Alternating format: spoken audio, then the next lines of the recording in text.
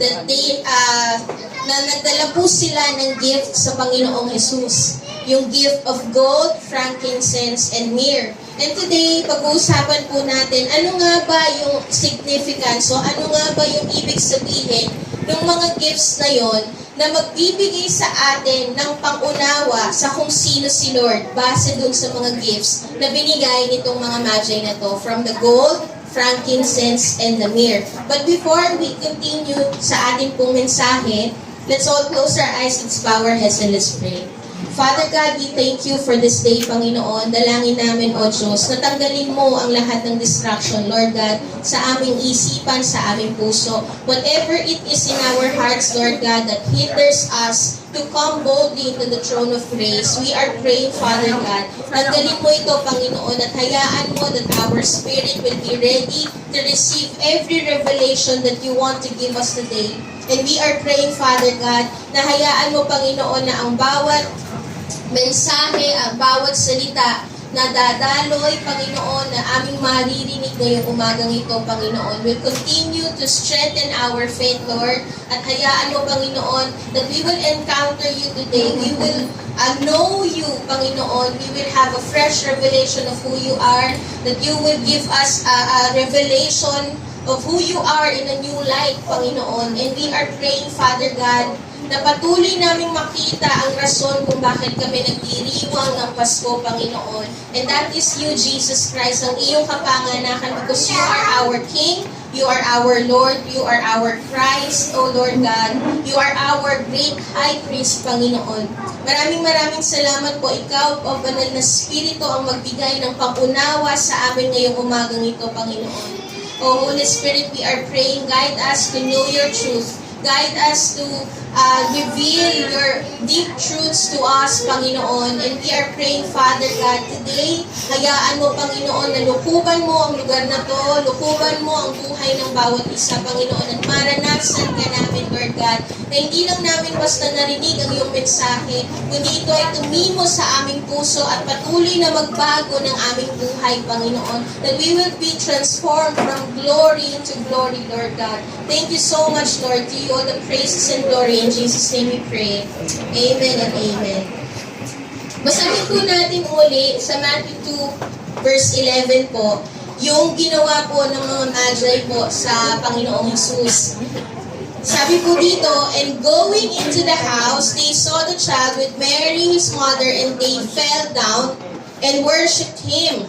Then, opening their treasures, they offered him gifts, gold, and frankincense and myrrh. So, yun po yung ibinigay ng mga magi po sa Panginoong Jesus. Kaya po, ngayon po, pag-aaralan natin siya, ano nga ba yung ibig sabihin nito na magpo-point sa atin kung sino nga ba ang Panginoong Jesus na ipinanganak noong Pasko. Okay? So, una po is yung gold. Pakisabi po gold. Ang gold po, ito po ay nire-represent po na si Jesus ay hari. Kasi po sa panahon po nila, in some countries po and in their countries, hindi po sila makakapag-approach po sa isang hari without a gift. Okay? And the gold po is very appropriate po sa isang hari. Ang gold po is appropriate the gift for a royalty. So, ibig sabihin po, the wise men brought him na ang wise man po ay dinala yung gift of gold kay Jesus. The Magi acknowledges that Jesus Christ is the King. Okay?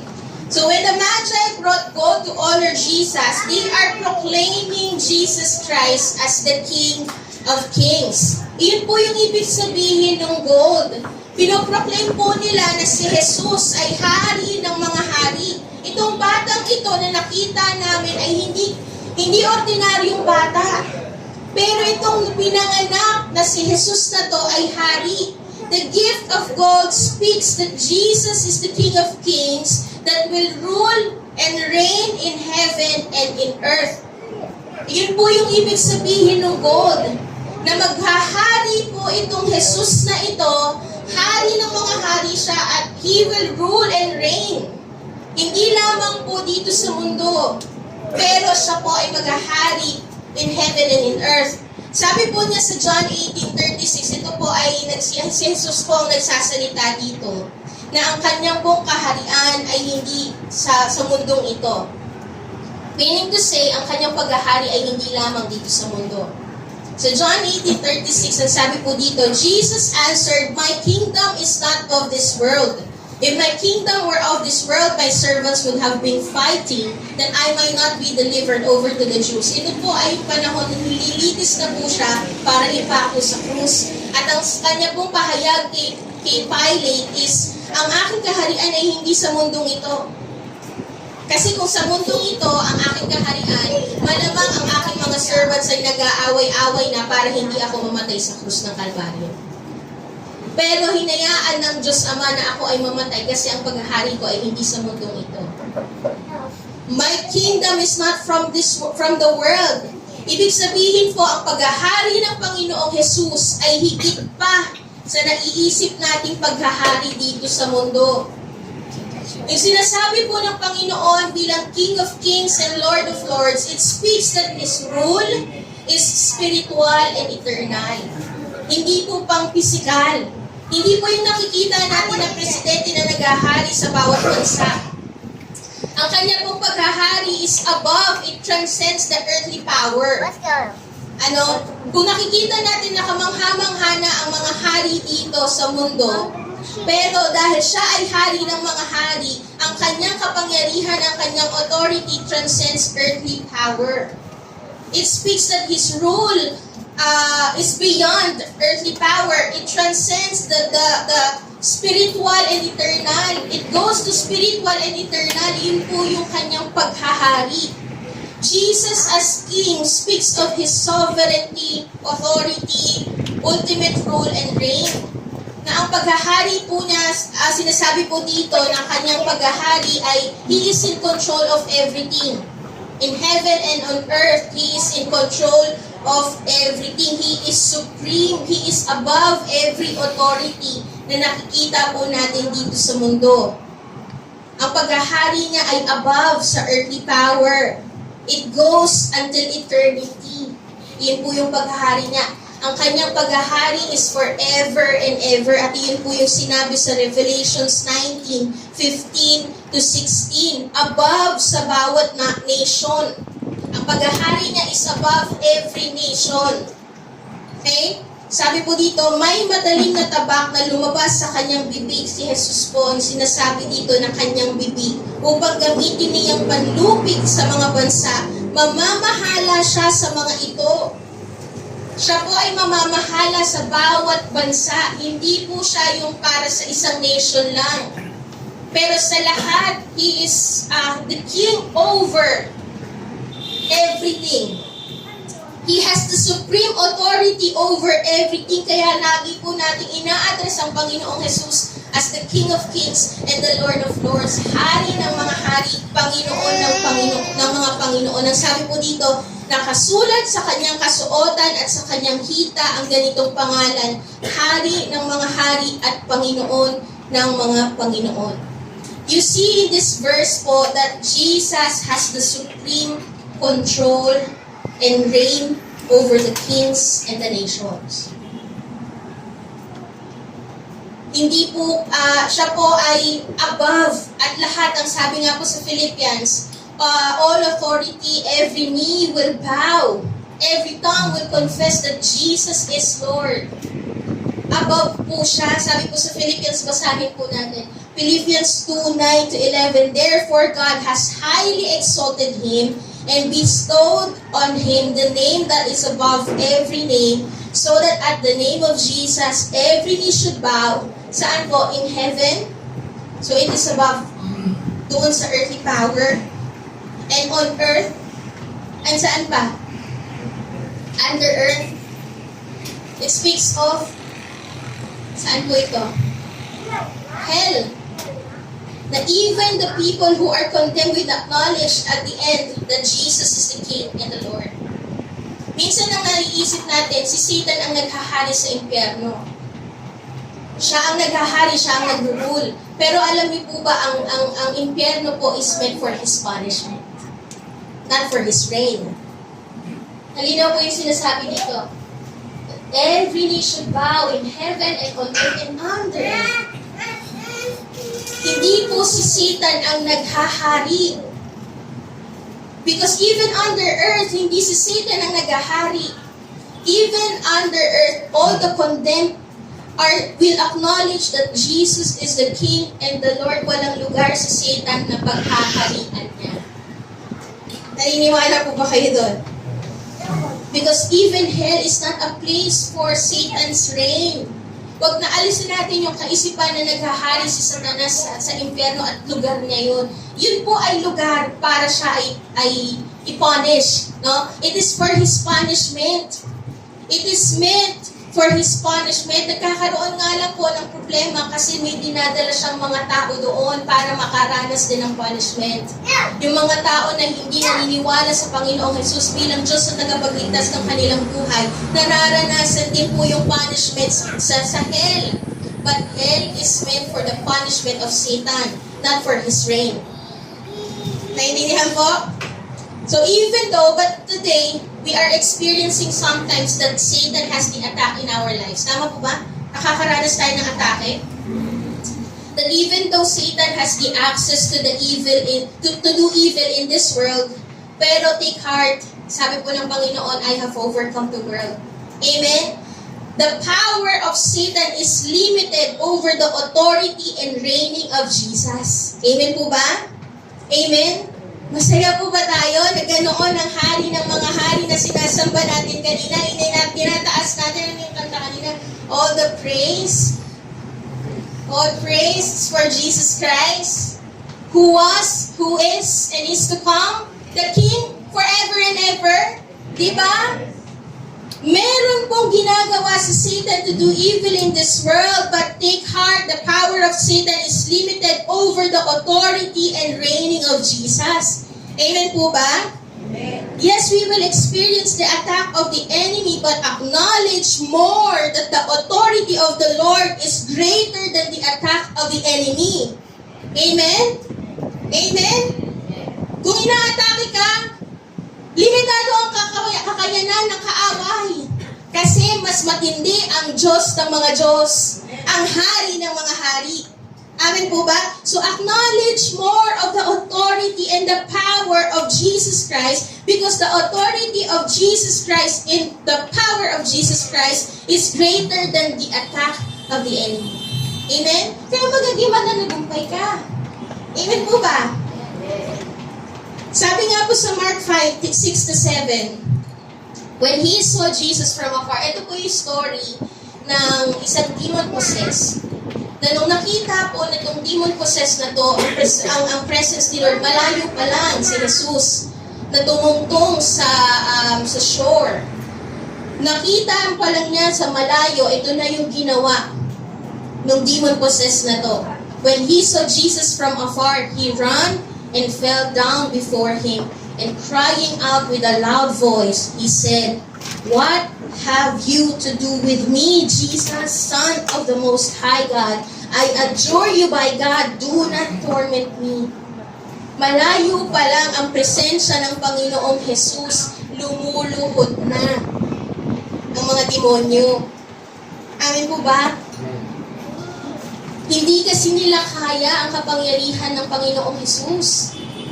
Ang sabi pa, nagmamakaawa sila, Panginoon, huwag mo kaming hayaan na makaranas ng paghihirap.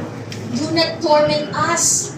Because Jesus has the power and authority above, doon sa kakayanan ng kaaway.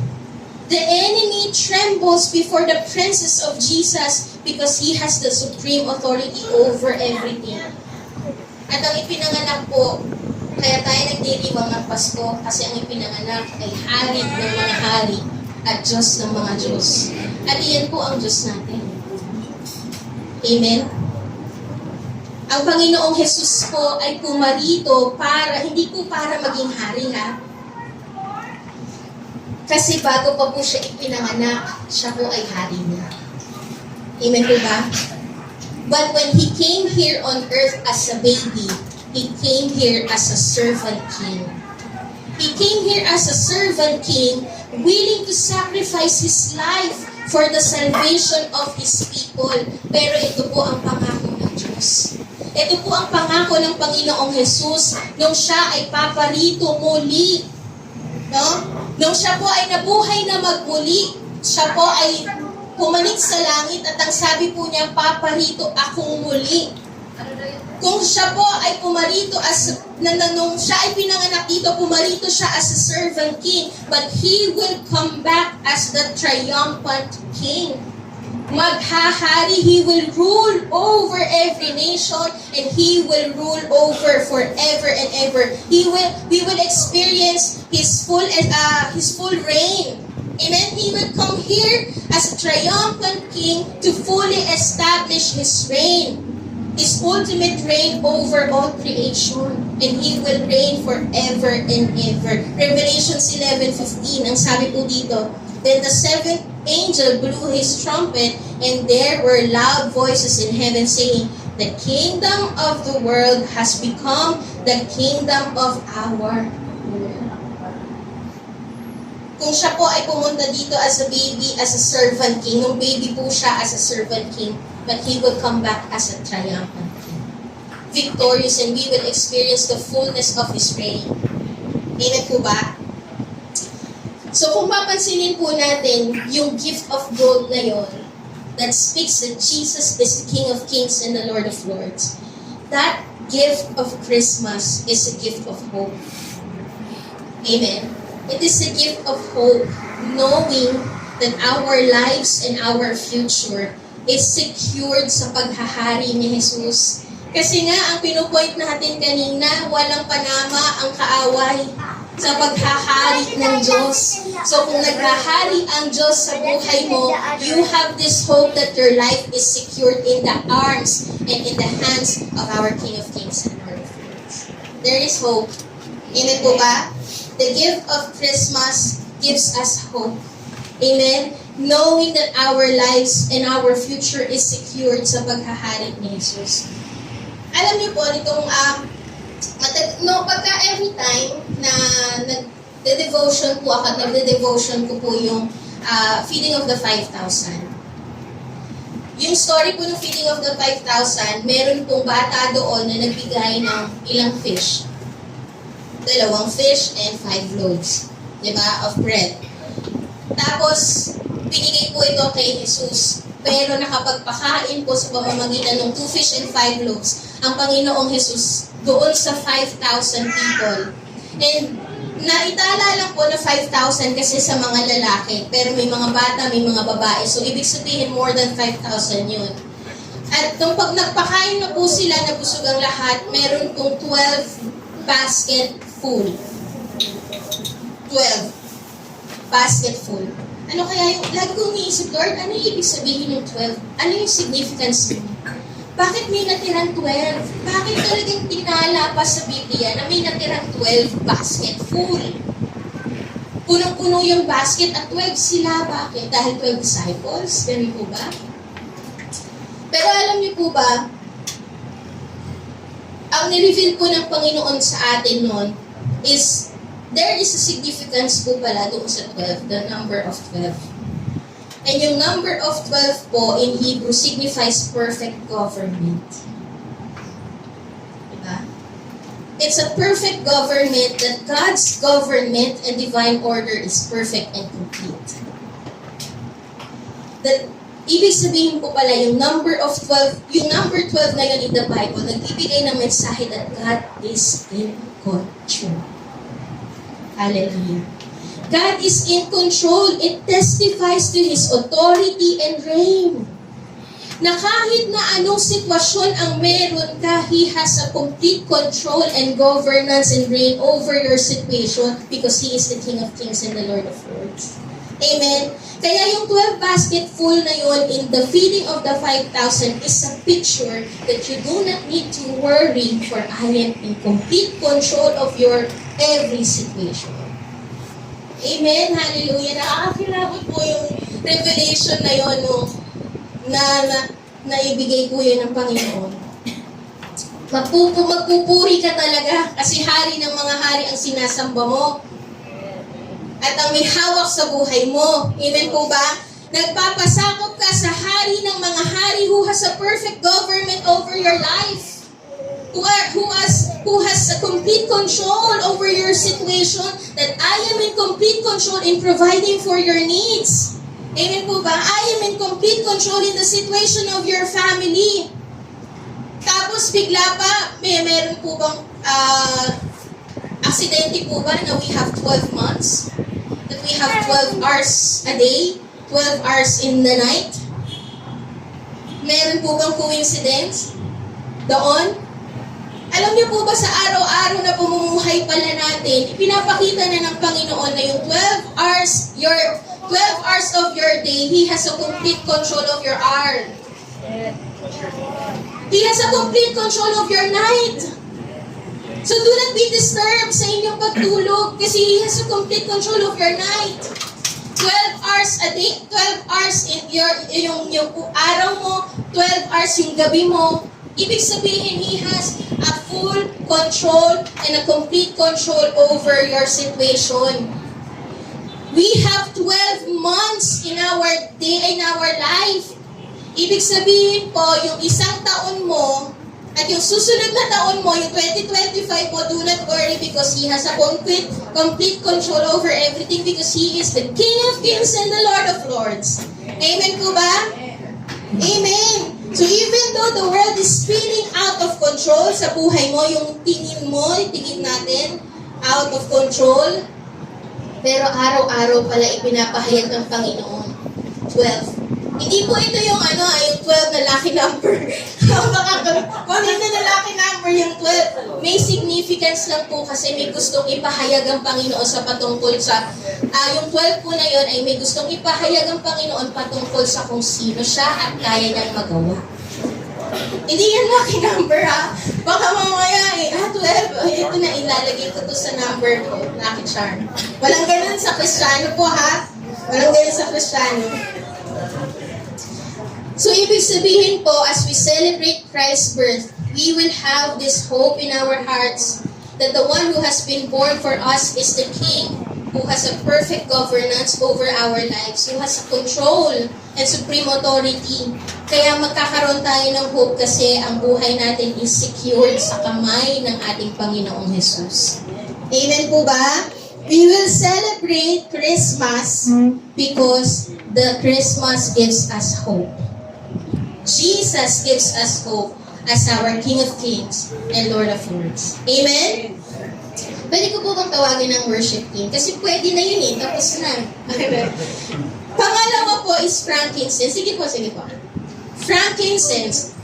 Yung frankincense po, it speaks of priestly gift. Ang frankincense po ay ginagamit po sa worship sa temple. So, when sacrifice were offered up to God, frankincense po ang ginagamit. Pinaburn po yun para mag-release ng sweet fragrance doon sa Day of Atonement. So, yung Day of Atonement po, ginagawa po ito ng mga priest na ceremony sa temple para po sa kapatawaran ng kasalanan ng bansang Israel. So, yung frankincense po na yon, ayun po ay ginagamit to offer. A priestly gift po siya. And in the Old Testament po, ang priest po was responsible for offering sacrifices to atone for the sins of the people. Iyon po yung papel ng mga priest. Pumapasok po sila sa temple, hindi po ang mga tao ang nag-o-offer. Ang may karapatan lang na pumasok sa Holy of Holies is the High Priest para po mag-atone o magkaroon ng burning offering para sa kapatawaran ng tao. And the role of a High Priest represents the people to God. Yun po yung role ng High Priest.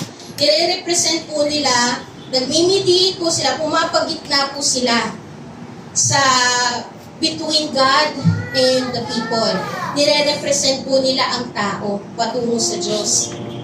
Kaya po sila yung nag-o-offer para sa kasalanan ng tao. But when the Magi brought the frankincense to Jesus, they are proclaiming Jesus as the high priest. Not just the high priest, but the great high priest. Amen po. He is the great high priest. Jesus is the great high priest who is responsible to atone for the sins of people. Ang Panginoong Jesus po, yung high priest na nagre-represent sa tao, na papasok sa trono ng Diyos para po magkaroon ng kapatawaran ang buhay ng mga tao. And alam niyo po ba, yung ino-offer po ng mga high priest po dito is yung dugo ng tupa, dugo ng mga hayop, pero nung si Jesus po ang nag-offer bilang great high priest, he entered into the Holy of Holies, a spiritual Holy of Holies. Nung siya po ay pumasok doon to atone the sins of people, ang in-offer po niya ay hindi dugo ng hayop, kundi sarili niyang dugo.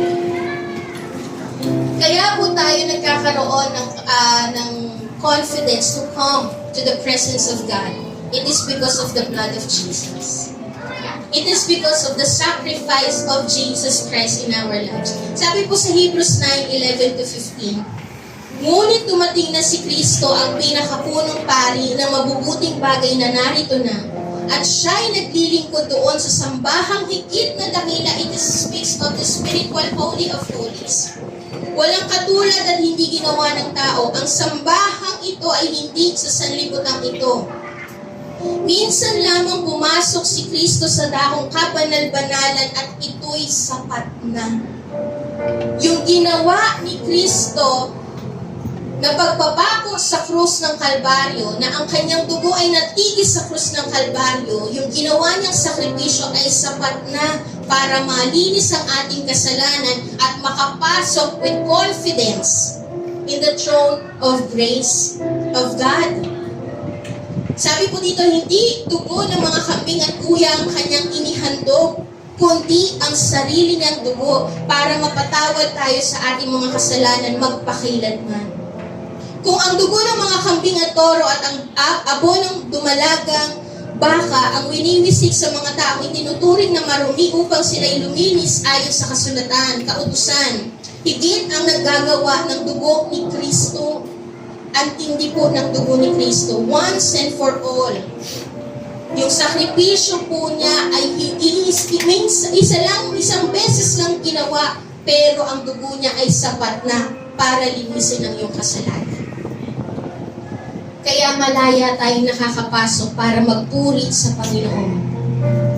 Jesus as the great high priest sympathizes with our weakness because He also experienced suffering. Sabi po sa Hebrews 4:15, ang ating pinakapunong paring ito ay nakakaunawa sa ating mga kahinaan sapagkat tulad natin tinukso siya sa lahat ng paraan, subalit kailanmay hindi siya nagkasala. Alam po ng Panginoong Jesus na hindi po natin kayang baguhin ang ating sarili. Hindi natin kayang iligtas ang ating sarili. Hindi natin kayang linisin ang ating sarili sa kasalanan. Alam po na yun. He knows our weakness. Hindi po ito yung ibig sabihin, alam pala ni Lord, naiintindihan naman pala ni Lord yung kasalanan ko, na mahina ako, bakit ako nagkakasala. Kasi makasalanan na talaga ako. So, ito na yun. Naintindihan naman pala niya. Hindi yun ang ibig sabihin. Alam ng Diyos ang kahinaan natin. Alam ng Diyos na hindi mo kayang magbago. Alam ng Diyos na hindi mo kayang iligtas ang sarili mo. Alam ng Diyos na hindi mo kayang linisin ang iyong sarili sa kasalanan. Kaya siya ang namatay sa krus in your place. For you to be victorious over sin and Satan. Naintindihan po ba? Ito po yung ibig sabihin nito. Kaya makakapasok tayo boldly into the throne of grace because of what Jesus has done. Yung ginawa ni Kristo sa krus ng Kalbaryo ang magbibigay ng tagumpay sa iyo. Para ikaw ay magbago. Para ikaw ay patuloy, para ikaw ay makaranas ng paglilinis ng iyong kasalanan at para ma-reconcile ka sa Panginoon. Mabalik yung nasira mong relasyon sa Diyos. Si Jesus po yung dahilan. Jesus bridged that gap between us and God. Kasi yung buhay po ni Jesus Ang buhay po ni Jesus ang magsasatisfy lang sa Diyos Ama. Ang buhay po ni Jesus, it is only Jesus Christ ang magsasatisfy sa Diyos Ama at mag-aalis ng wrath of God sa buhay natin. It is only Jesus. Ito po yung ganda at ang katindihan ng Panginoong Jesus bilang great high priest natin. Na nire-represent po niya ang tao sa Diyos.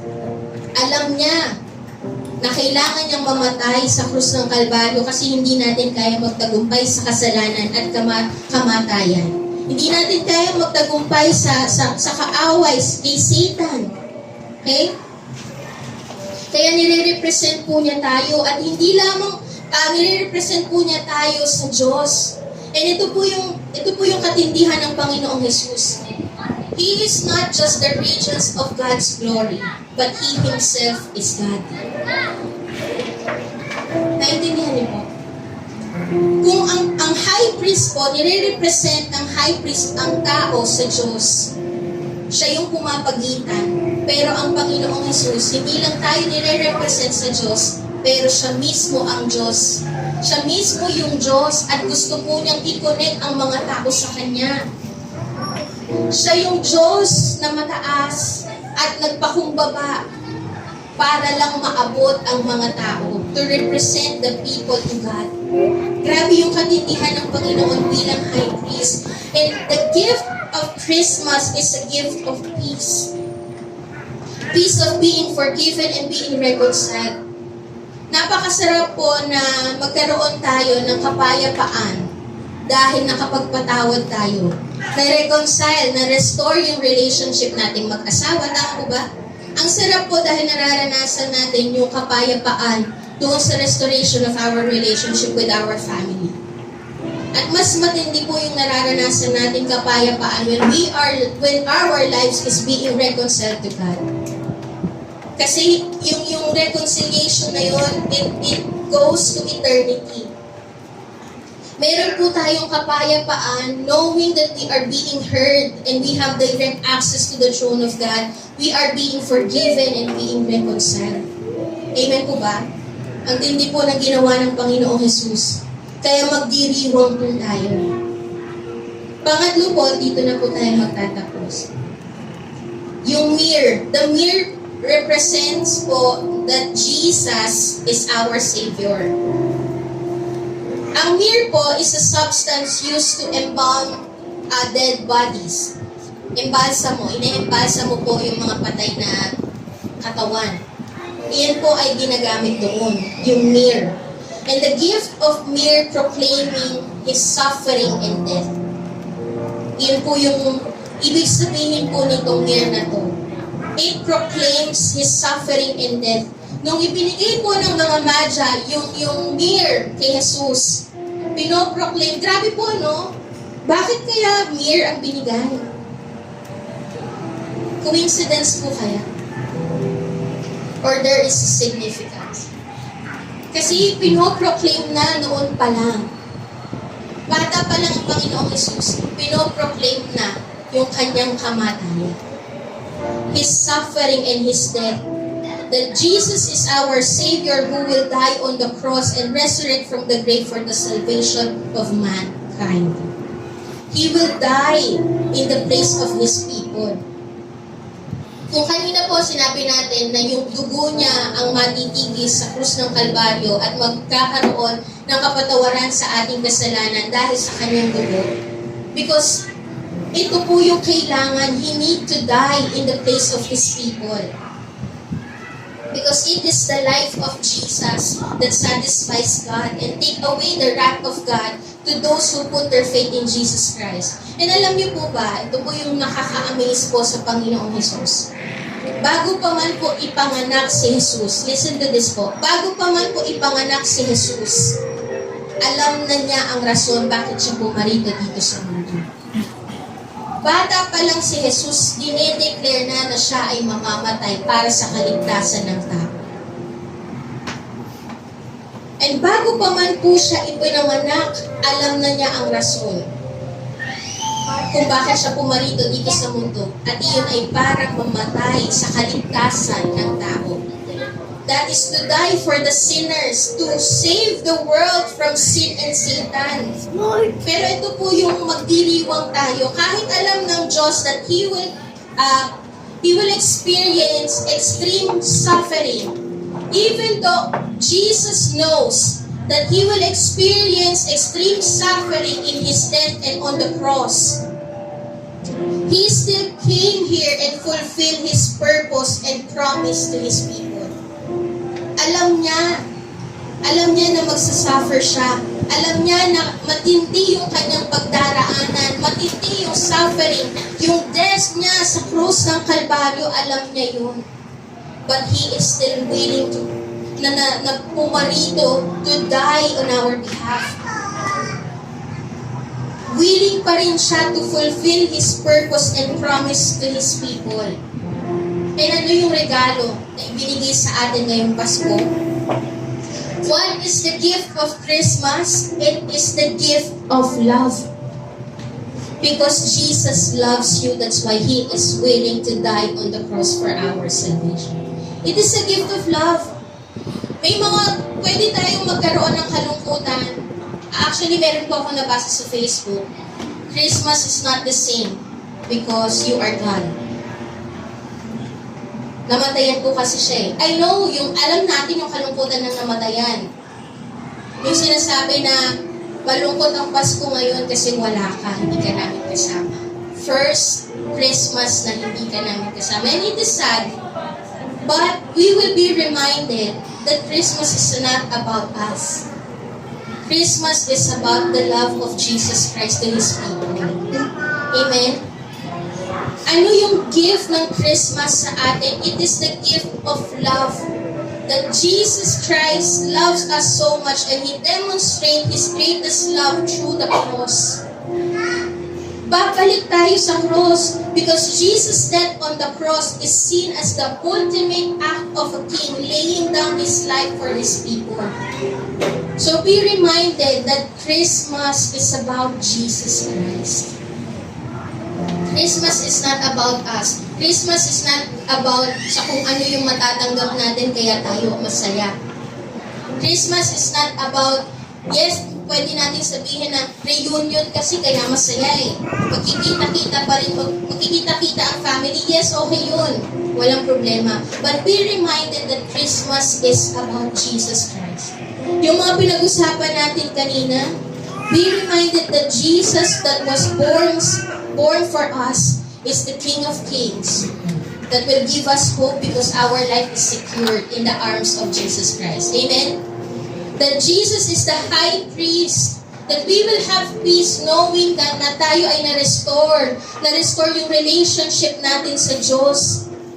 And our life is secured, our soul is secured from the eternal destruction. And be reminded that Jesus is our Savior and He died on the cross. He demonstrated His love for us on the cross because He loves you so much. Amen? Mahal na mahal tayo ng Panginoon and He demonstrated His greatest love through the cross.